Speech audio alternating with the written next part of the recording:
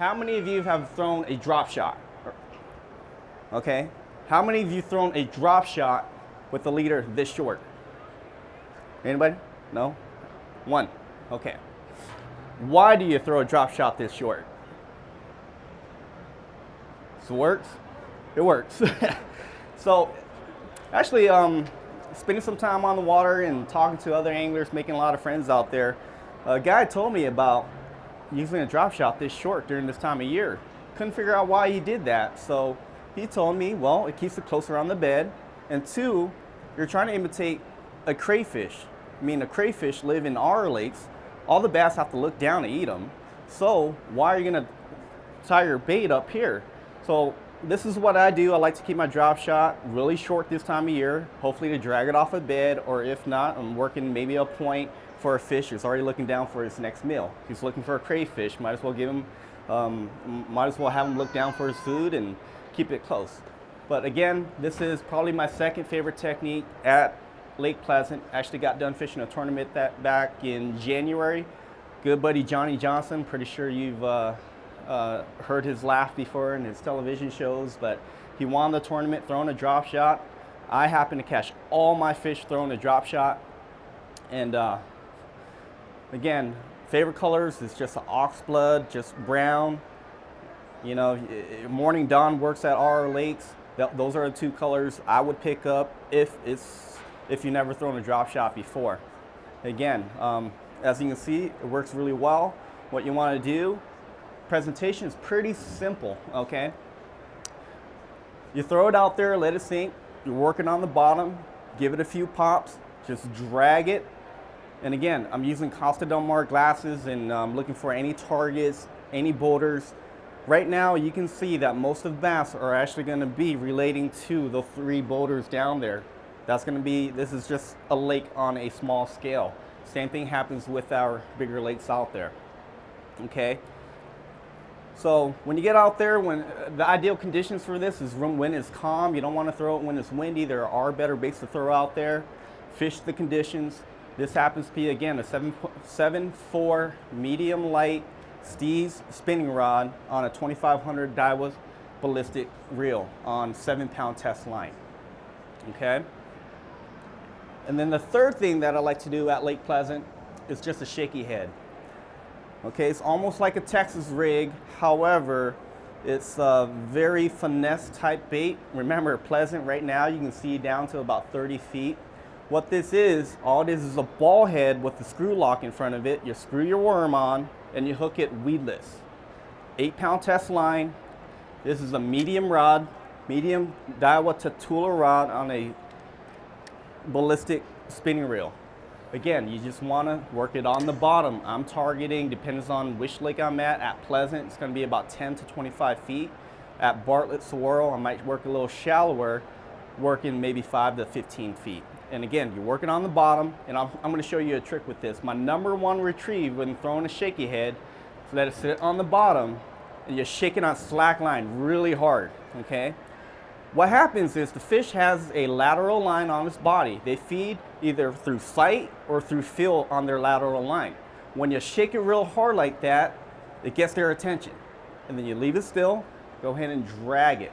Most of my bites are already gonna come like that. You already see one fish on, I already grabbed it, I probably got his attention. Couldn't see what was really happening down there because all the bubbles. But again, this is a Zoom trick worm. Just got done fishing Lake Sashta, a lake that I have never been to, folks. The first time there, ended up sitting in 7th place after the first day with 133 pros out there. And a lot of my fish came on the shaky head. It works everywhere. We actually spent a lot of time fishing at Saguaro. I actually won most of our money throwing a shaky head a couple years back until I figured out a crankbait bite out there, okay? But again, just shake it on slack line really hard, and then leave it still, and then just drag it. Again, they'll come over, they'll look at it after you shake it, just drag it. Usually that's when they pick it up, okay? So that's Pleasant. And then the final thing after the shad spawn, I'm gonna show you my favorite technique out there when the shad spawn is actually happening. This is a Reaction Innovation Skinny Dipper.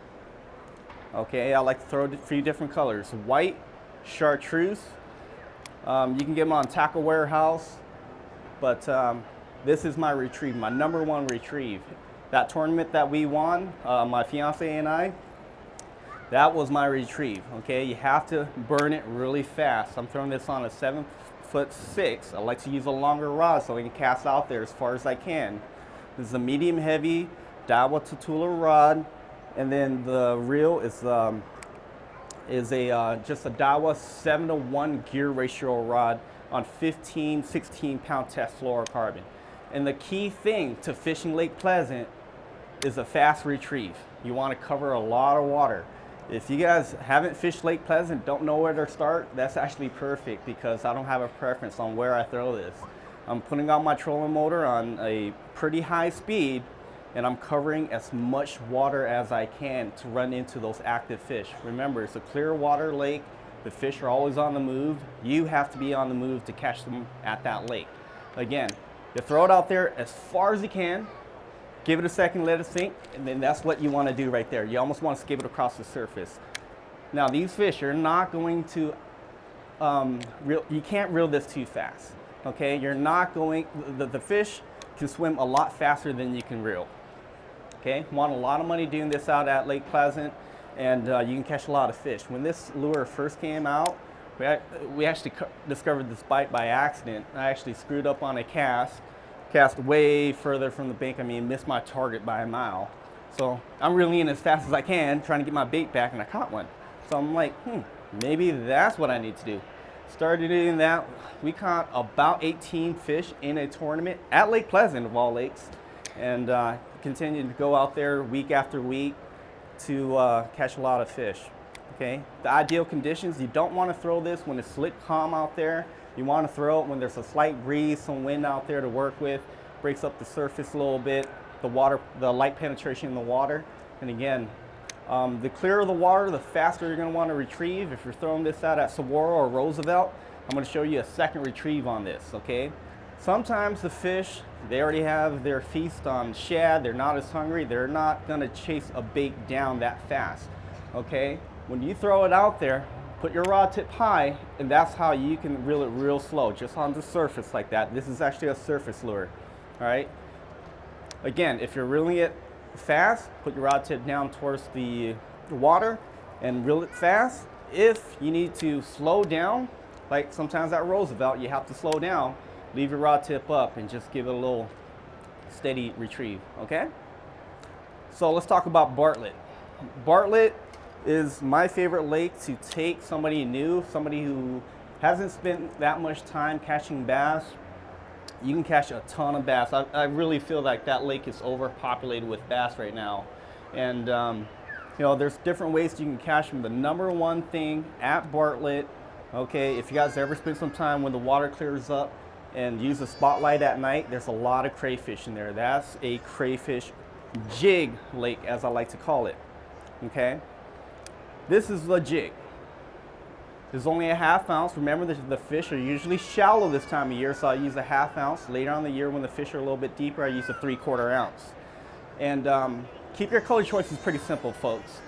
I like to use your greens, your purples, your browns out there. Sometimes I like to use white during the shad spawn, but most of the time, 9 times out of 10, you want to use green. This is a very simple way to catch fish at Bartlett, and it works. As a matter of fact, this works everywhere. Any lake that there's crayfish in. So you throw it out there, just give it a little drag, that's it. And notice that I have my pointing finger on the line, okay? I can feel everything that's going on down there. I can feel rocks, and what I'm looking for is that little tap. You're gonna feel a little tap on your line. That's when they pick it up, okay? And when they pick it up, just apply pressure, make sure he's there, set the hook. Hopefully I didn't set one on there, I didn't want to hurt him. Anyway, so Bartlett, again, if you're going there for the first time, make sure you just get some 1/2 ounce jigs, Yamamoto hula grubs, throw it out there, and then just drag it on the bottom. You can work yellow cliffs, any point out there. If you want to do somewhat of a pattern, just go pop every single point out there. At Bartlett, they're usually in a few places. At Yellow Cliffs, where the steeper banks are, at the points where the chunk rocks are, And then at the dam on the steep ends, that's where I generally do well on a jig, but you do lose a lot of jigs, so make sure you load up on them, okay? And again, the fish are Bartlett. They aren't that big, but you can catch a lot of them. I mean, my best days there is during this time of year, throwing a jig, and I've caught 70 fish myself. I mean, just a phenomenal lake right now. However, it can be a little tough because SRP just got done repairing the dam. They are pushing water back into Bartlett. It's a little murky. Just be careful out there. There's a lot of logs and things to watch out for when they do that at our lakes. But again, very good lake if you've never caught a bass and just want to go learn how to detect bites and whatnot, okay?